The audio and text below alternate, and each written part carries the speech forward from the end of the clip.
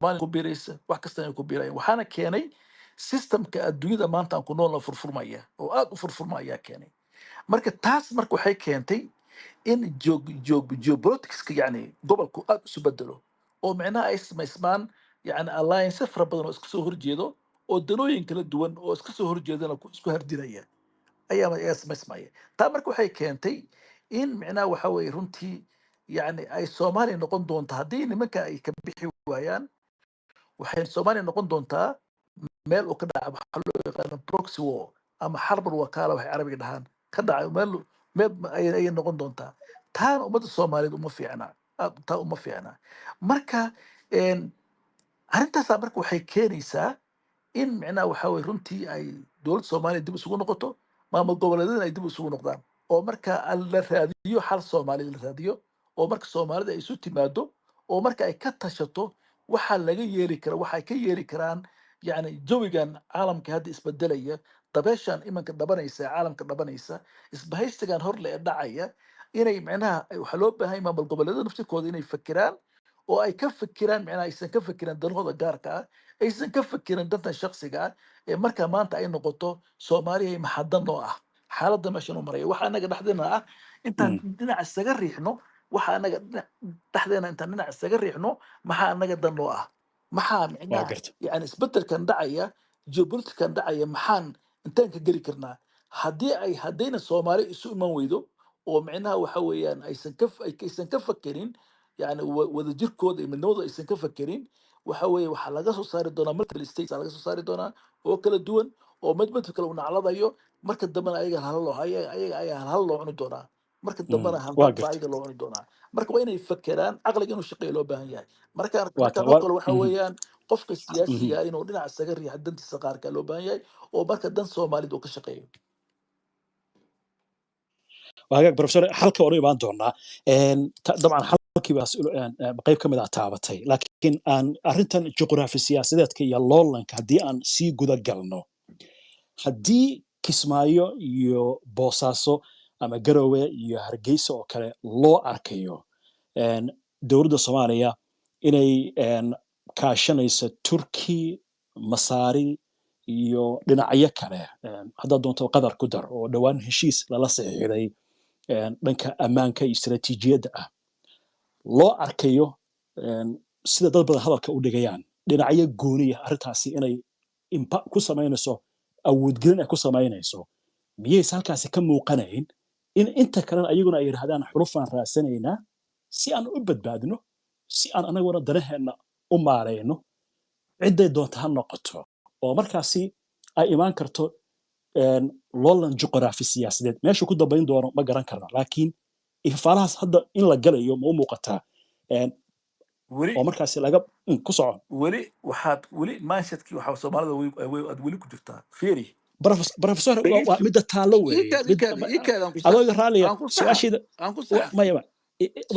adigu waxaad tirahdaa بروفيسور هاي سحن لكن سأل أمسنتها وشيء أنا سؤال شيء وحنا مسنا أنت سؤال صح بروفيسور لكن سأقول جواب هذا حق هذا أنت قاعد تجاوب ده وقتي سي سودو وما ستها سودو وحاول إن دولة ده حدي دونا يعني نسبة الكينان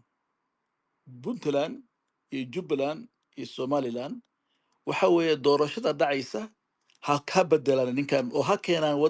dad ayaga macnaha yani raalli ku noqon karaan isbedelka guduhu ka dhici karaa ee dibadda kama dhici kara hadday marka isku dayaan mathalan in ay raadiyaan isbahaysi ka baxsan macnaha dowladda soomaaliya ka baxsan oo wadamo kale ay u baaqaan u gacan haadiyaan micnaheeda waxaa weeyaan qofkaas treason uu gelayaa macnaha qiyaamo qaran buu gelayaa qofkaas gelayaa hadda imanka dowladda imanka jirta aniga dowladda ima jirta ma taageersani anigaan kula hadla iskama taageersan laakiin waxaan ka hadlayaa wax saxaan ka hadlayaa waxa weeyaan dowladda imanka jirto waxa weeyaan ayada hadda sharci ah caalamku uu aqoonsan yahay ayada arrimaha dibadda loogu dambaynayaa ayada arrimaha amniga loogu dambaynayaa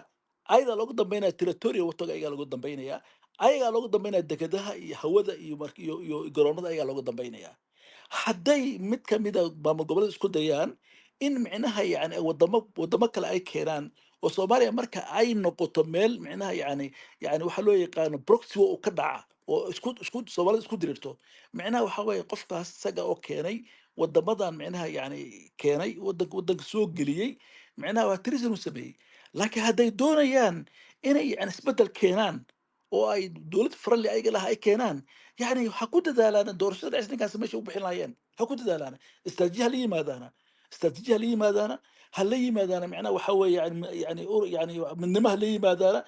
marka ayaga naftikooda waxba soo ogoleen ba ayaga naftikooda runtii isnaclada ay waxba soo ogoleen ba marka waxaa loo baahan yahay inay ayaga midoobaan oo marka haddii xukunkan ay u arkaan inuu dalka kala kaxaynayo inuu wadamo badan keenayo isbedelka gudaha ka sameeyaana laakiin iyaysan noqonin isbedel micnaha lagu soo hogaamiyo wadanka soomaaliya wadanka lagu soo hogaamiyo quwado shisheeye oo hadhow in la bixiya adkaan doonto oo hadhow ay meesha ku dagaalamaan oo marka aad keentid quwado micnaha soomaaliya gudaheeda ku dagaalamaya arrintaas hadday sameeyaan waa treason waaye qiyaamo qaran waaye taariikhdana waa gartay ayaana xusaysa waxaa ku haray marka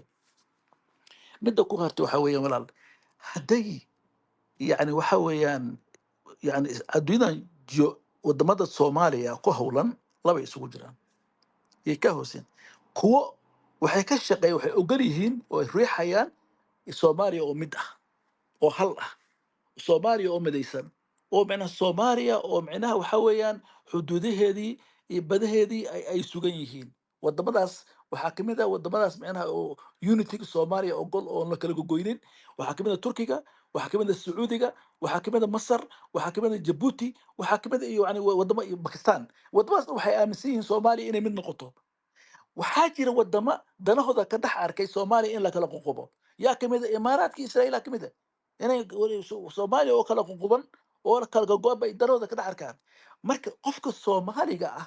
qofka soomaaliga imanka soomaaliya jamhuuriyadda horta ku nool maxaa marka isaga la gudboon waxaa la gudboon marka inuu micnaha wadankiisa inuu micnaha difaacdo dadkiisa uu mideeyo yani ninka jooga villa soomaaliya iyo ninka jooga hargeysa iyo ninka jooga kismaayo iyo ninka jooga hargeysa oo isku sibay mas-uul ka saaran yahay midnimada ummadan hal yani cidna lagu bariixi kara qof kasta mas-uulu ka yahay dalkan mideyntiisa iyo ummadda isu keeninteeda mas-uulu ka yahay ama heer gobol ha uga shaqeeyo ama heer qaran ha uga shaqeeyo ama micnaha waxa weeyaan fardi ha uga shaqeeyaan maxaa yeelay waa gartay imanka adduunyada way isbedelaysaa adduunku wuu isbedelayaa adduunku wuxuu gelayaa hir cusub uu gelayaa wuxuu gelayaa climate cusub wuxuu gelayaa environment cusub adduunku gelayaa haddii environmentkaas cusub adduunku gelaya dadka soomaali aysan daraasad ku samaynin oo aynan fahmin oo aynan iska dhaafin waxyaaba bitty issues aysan iska dhaafin oo micnaha calanism wax lamida maartay ya micnaha waxa loo yaqaan yani waxa la yani waa gartay jifa aysan iska dhaafin war jifa meelay ku geynaysa ma laha soomaaliyay jifa meelay ku geynaysa ma laha waxa meeshaan ku dhigo waay haddaad waa doonaysaan dowladdan dhexe aad raalli keen oo sulugsan tihiin yani doorasho waa dhowdahay ninkaan iska bixiya qof micnaha ummadda midayn kale keena laakiin waxaan raadinayaa micnaha yani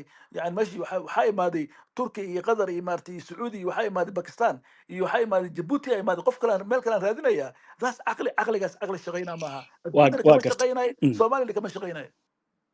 waa gartay professor waa yahay waxaan rabaa in jawaabtaadii qayb ka mid inaan wax yar dul istaago